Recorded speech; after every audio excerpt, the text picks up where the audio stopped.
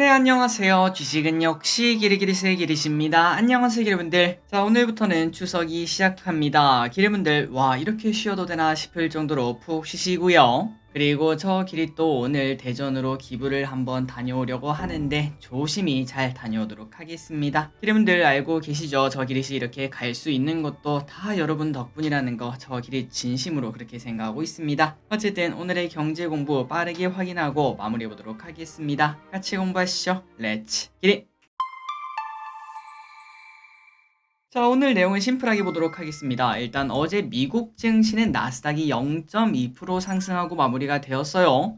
그러면은 뭐 괜찮은 거 아니냐라고도 볼 수 있지만 차트를 보시다시피 음봉으로 마무리가 되었습니다. 그 말인즉슨 그렇게 증시가 뜨겁진 않았다라는 증거가 될 수 있을 것 같고, 그리고 어제 우리가 장이 열렸을 때 있죠. 그때 나스닥이 한 0.4% 정도 상승하고 있었거든요. 그거랑 비교하면 오히려 하락한 걸 확인할 수 있습니다. 하지만 몇몇 지표를 보면 나스닥이 0.2%라도 올라서 진심으로 다행입니다. 이런 얘기가 나온다고 합니다. 그 이유가 뭔가 봤더니 10년물 국채금리, 지금 우리를 계속 괴롭히는 그 놈이죠. 그 놈이 4.5를 넘겨서 증시가 쭉쭉 하락하고 있는데 어제는 무려 4.61까지 넘기는 모습을 나타냈으며, 이는 2007년 이후 또다시 최고치라고 합니다. 그리고 또한 유가도 미쳤습니다. 무려 13개월 만에 최고치를 또 써내는 걸 확인할 수 있었기 때문에 야, 이렇게 지표가 안 좋은데 미국 증시가 버틴 게 용하다, 이런 얘기도 나오고 있다고 하네요. 자, 그러다 보니까 어제 미국 증시는 눈치 보이가 나타났고, 그런데 이 와중에 에너지 관련주가 크게 올랐다고 합니다. 그래서 만약에 오늘 우리나라 장이 열렸었다면은 소폭 하락 출발했을 것을 예상을 해볼 수 있고, 증시가 조금 재미없다 보니까 또 에너지주에 돈이 많이 몰리는 그러한 모습이 나타났을 걸 예상을 해볼 수 있겠네요. 어쨌든 첫날은 이렇게 잘 마무리가 되었다고 합니다. 자, 다만 이게 가장 큰 문제입니다. 마이크론 실적이 공개가 되었는데 진짜 우리 큰일 날 뻔했어요.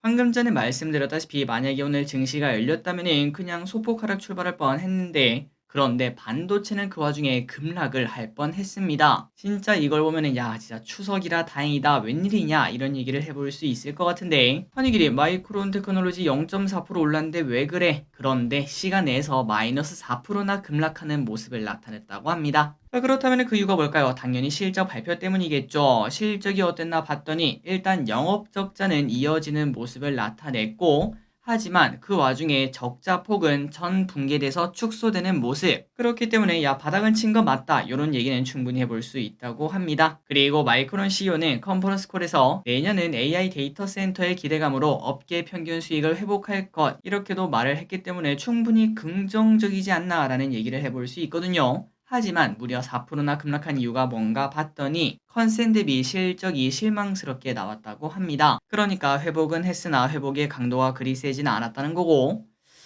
마이크론이 4% 빠졌으면 우리나라도 뭐 3전은 아니겠지만 하이닉스나 다른 반도체 관련 기업들 마이너스 2에서 마이너스 4% 이렇게 충분히 빠질 수도 있는 그러한 날이었다고 볼 수 있겠죠. 진짜 추석이라 다행인 것 같습니다. 어쨌든 우리가 3거래일을 더 쉬어야 되는데 그 시간 동안 마이크론 이번 주는 좀 빠졌다가 다음 주는 다시 상승해서 또이 만들어 놨으면 진심으로 좋겠네요.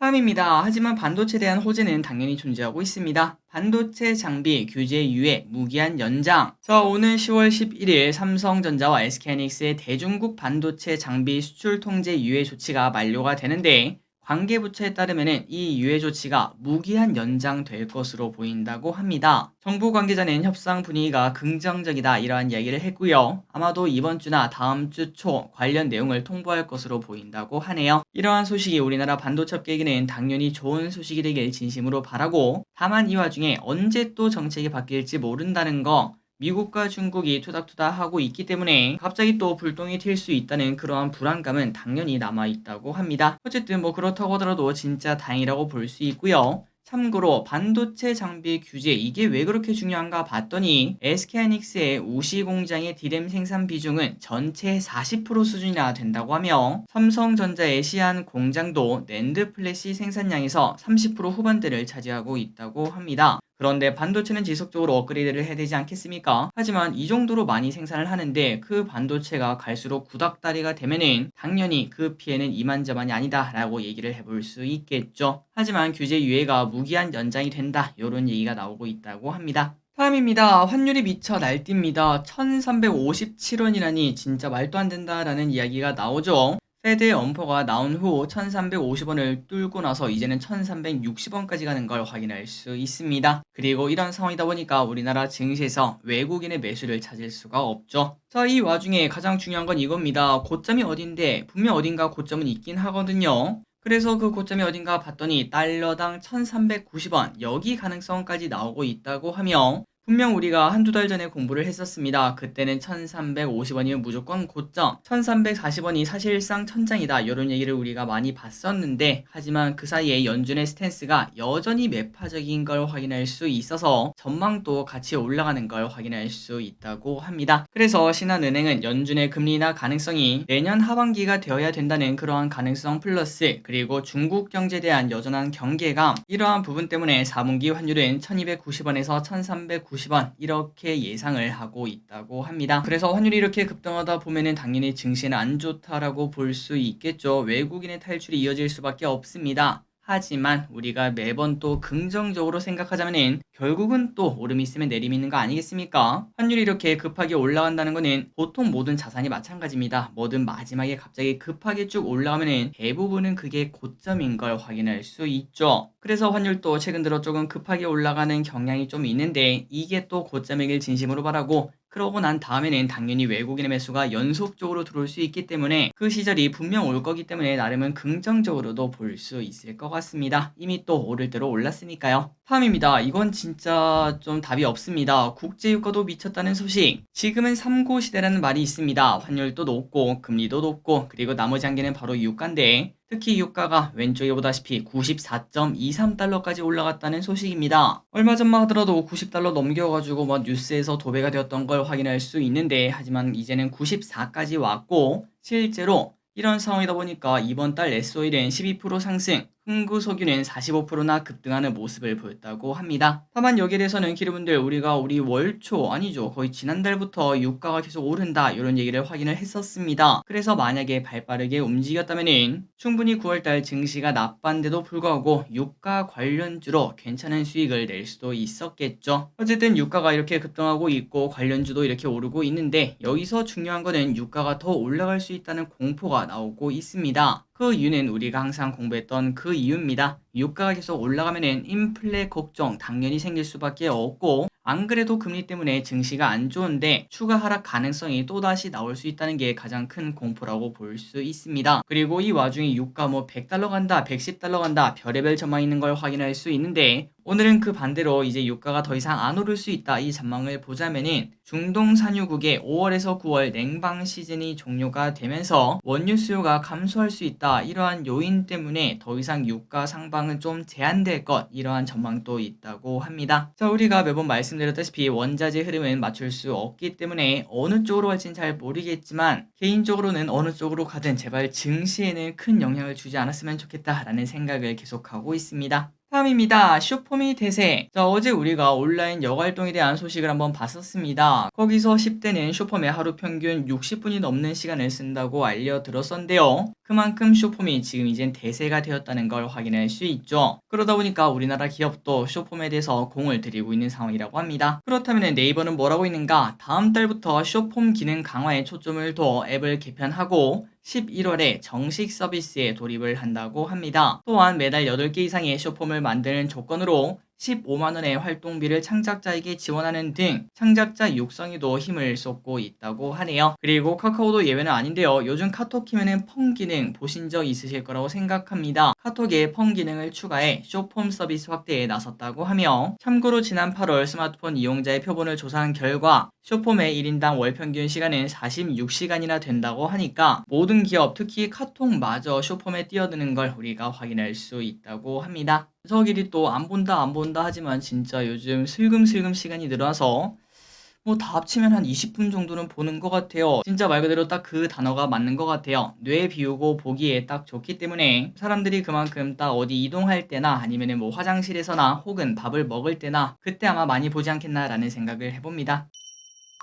다음입니다. LG전자 연휴에도 풀가동. 자, 추석 연휴가 시작이 되었습니다. 그리고 보통 이러한 연휴는 대부분은 쉰다라고도 볼 수 있겠죠. 그런데 이러한 긴 연휴에도 LG전자는 생산 라인을 돌리고 있다고 합니다. 그 말인즉슨 지금 현재 장사가 잘 되고 있다는 거겠죠. 특히 최근 전장 부품에 대한 수요가 늘어나며 전장 부품 생산 라인을 가동을 한다고 하며, 그리고 2일부터는 세탁기와 냉장고 라인도 돌아간다고 하니까, 그리고 중요한 거는 이렇게 연휴에도 생산 라인을 24시간 돌리는 것은 이번이 처음이라고 하니까 충분히 여기에 대한 기대감 우리가 가져볼 수 있을 것 같습니다. 그리고 얼마 전에 우리가 공부를 했었죠. LG전자의 내년 실적이 사상 최대 실적을 달성할 것, 이러한 대신증권의 분석이 있었는데 그만큼 지금 LG전자의 판매가 꽤나 괜찮다는 소리겠죠. 그리고 해외 주문 물량을 맞추기 위해 연휴에도 가동을 한다고 하니까 우리가 LG전자 꼭꼭꼭 공부할 필요가 있을 것 같습니다. 다음입니다. 드디어 화학주에 이러한 소식이 나타나기 시작합니다. 이거는 진짜 중요한데 저끼리 꼭 시간 내서 기름분들이랑 한 번 더 공부해 보도록 하겠습니다.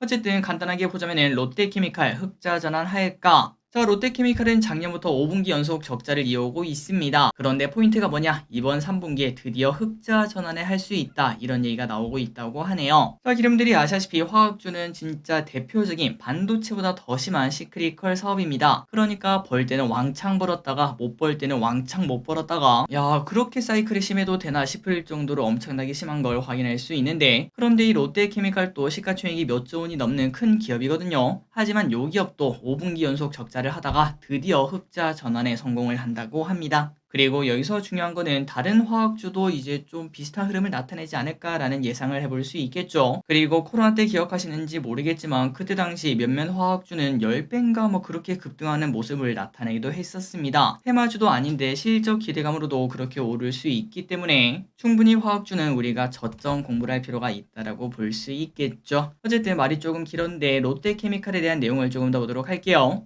증권사들의 전망치에 따르면 이번 3분기에는 318억의 영업이익을 내면서 흑자 전환을 할 것으로 보인다고 합니다. 그동안 롯데케미칼은 중국발 수요 부진으로 적자를 이어왔고 대부분의 화학기업들이 중국 경기 영향을 많이 받습니다. 하지만 이제는 중국 경기 부양 정책의 효과로 흑전을 할 수 있다, 이러한 분석이 나왔다고 하네요. 그런데 방금 전에 말씀드린 것처럼 야, 다른 화학주도 이제 바닥 쳤나 보다, 지금이다, 이렇게 매수하기는 조금 어려울 수 있다고 합니다. 그 이유가 뭔가? 중국발 수요 회복이 단기간 내 국내 석유화학의 회복으로 이어지는 건 쉽지 않다, 이러한 전망이 있는데요. 아니 길이, 야, 중국이 회복하면 우리도 좋은 거 아니야? 분명 좋은 건 맞습니다. 그런데 중국 경기에 대한 그러한 경계감은 여전히 있지 않겠습니까? 그렇기 때문에 회복이 우리 생각보다는 더딜 수 있다는 게 첫 번째 포인트고, 그러다 보니까 우리나라뿐만 아니라 중국 안에서도 석유화학을 이렇게 생산하지 않겠습니까? 그 공급량이 수요랑 비슷한 수준으로 증가를 하면서 우리나라 기업들은 여전히 업황 부진이 이어질 수 있다, 이러한 전망도 있다고 합니다. 그런데 저기를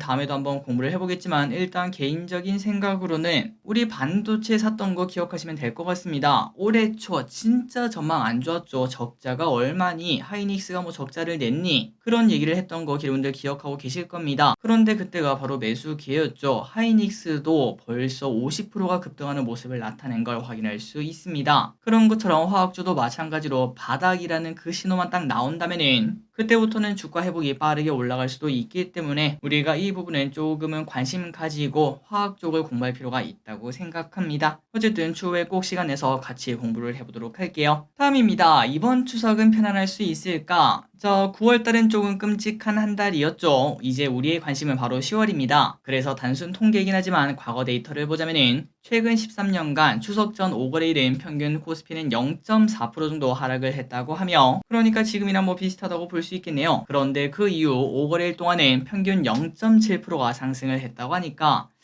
이거는 뭐 나름 긍정적이다, 이러한 얘기를 해볼 수 있을 것 같습니다. 하지만 증권가에서는 약간은 경계감을 가지고 있다고 하는데 그 이유는 우리가 다 알고 있는 이유 때문입니다. 셧다운 이슈, 금리 인상 이슈 등 이러한 영향이 존재하고 있고, 그리고 이번 연휴가 또 역대급으로 길다 보니까 어떠한 흐름이 나타날지 전혀 예상이 어렵다고 하네요. 다음입니다. 국민연금 자산이 무려 1,000조 원을 돌파했다는 소식입니다. 국민연금이 우리나라에 생긴 지 35년이 되었는데 드디어 전 세계 연기금 가운데 세 번째로 1000조를 달성을 했다고 하네요. 하지만 저 길을 쓴 이러한 내용을 볼 때마다 놀라운 거는 이 1000조 원이 어떻게 2040년이 고갈이 되냐 요런 얘기를 해볼 수 있을 것 같습니다. 그래서 이런 상황이다 보니까 연기금은 1000조 원은 돌파했지만 곧 다시 하향 돌파할 수 있다는 두려움이 있다고 하며 이를 조금이라도 완화하기 위해서 연금 수익률 향상에 집중하고 있다고 합니다. 참고로 연기금의 수익률을 1%만 올려도 2040년이 아니라 2060년 고갈로 미뤄진다고 하니까 야 1%의 수익률이 그 정도 차이 나나 라는 생각도 해볼 수 있겠죠. 그리고 참고로 국민연금은 지금까지 평균 5.11%의 수익률을 기록을 했다고 하는데 성공적으로 수익률이 늘어나서 우리의 연금을 위해 노력을 해줬으면 좋겠습니다.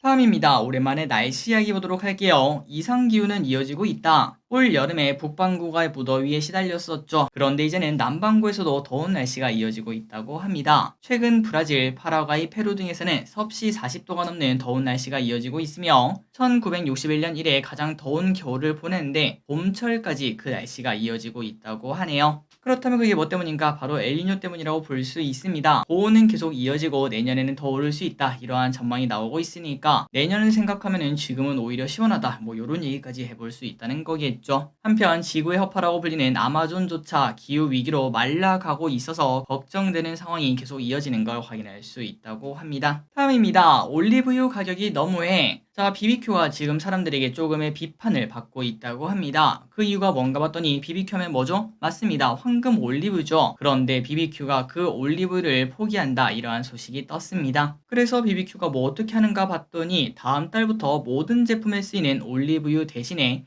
BBQ 블렌딩 올리브 오일 뭔가 이제 뭐 말장난 같은 느낌이 들긴 하는데 이렇게 바꾼다라고 발표를 했습니다. 그래서 이게 뭔가 봤더니 똑같은 올리브유는 아니고 정확히는 올리브유 51% 넣고 해바라기유 49% 넣어서 그거를 잘 섞어서 사용을 한다는 거겠죠. 자, 이거 소비자 기만 아니냐 이런 얘기가 충분히 나올 수 있을 것 같습니다. 그런데 BBQ도 충분히 할 말이 있다고 합니다. 얼마 전에 그 뉴스 기억나시나요? 올리브유가 스페인에서 폭염이 이어져 가격이 엄청나게 폭등을 했다고 합니다. 그래서 BBQ는 가격을 올리기에는 지금 여론이 너무 안 좋다 보니까 어쩔 수 없이 기름을 바꿀 수밖에 없었다. 이러한 얘기가 나온다고 하네요. 다음입니다. 와인 좋아하시나요? 기레분들. 코로나 때까지만 하더라도 홈술 문화로 와인이 잘 나간다는 소식을 우리가 봤었는데요. 그런데 전 세계적으로는 벌써 와인이 중대 기로에 서 있다고 합니다. 그 이유는 바로 G세대가 와인에 관심이 없기 때문이라고 하는데 현재 와인 산업은 공급 과잉에 시달리고 있으며 호주산 와인은 벌써 재고가 2년치나 쌓여 있다고 합니다. 그리고 이렇게 재고가 쌓이는 것은 호주뿐만 아니라 스페인, 프랑스도 마찬가지라고 하네요. 그래서 그 이유가 뭔가 바로 와인 산업에 뛰어드는 사람이 많은 반면 기술 발전으로 양질의 와인이 대량으로 생산되다 보니까 공급 과잉에 시달릴 수밖에 없는 그런 상황인 걸 확인할 수 있다고 합니다. 하지만 저 길에 쓴 와인은 뭐 그렇게 즐기지 않아서 그런지 모르겠지만 개인적으로는 다른 술에 비해서 그냥 비싸서 그런 거 아닌가 라는 생각을 조금 해봅니다. 자, 마지막입니다. 휴게소 할인합니다. 자, 휴게소 음식 가격이 미쳤다는 이야기 우리가 확인을 했었죠. 그런데 휴게소가 많은 사람들이 이용하는 추석 기간 동안 할인을 한다 이렇게 발표를 했습니다. 다만 모든 식품은 아니고 인기 식품인 호두과자, 소떡소떡, 핫도그, 어묵바 이러한 먹거리를 소폭 할인해서 판매를 한다고 하네요. 자, 아마도 이렇게 선제적으로 할인하는 걸 봤을 때 여론을 조금 의식하지 않았나 라는 생각을 조금 해봅니다. 어쨌든 가격 부담이 조금 줄었으니까 호두과자 정도는 사드셔도 될 것 같습니다. 자, 오늘의 공부 여기까지 끝났습니다. 항상 이렇게 같이 공부해주셔서 진심으로 감사드리고 저 기릿은 연휴 기간에도 매일매일 이렇게 만나뵐 예정이니까 기릿분들은 너무 열심히 듣지 마시고 진짜 편한 시간에 잠시 경제 공부 생각나면은 그때 편하게 들어오시면 될 것 같습니다. 지금까지 기릿이었습니다. 빠이요.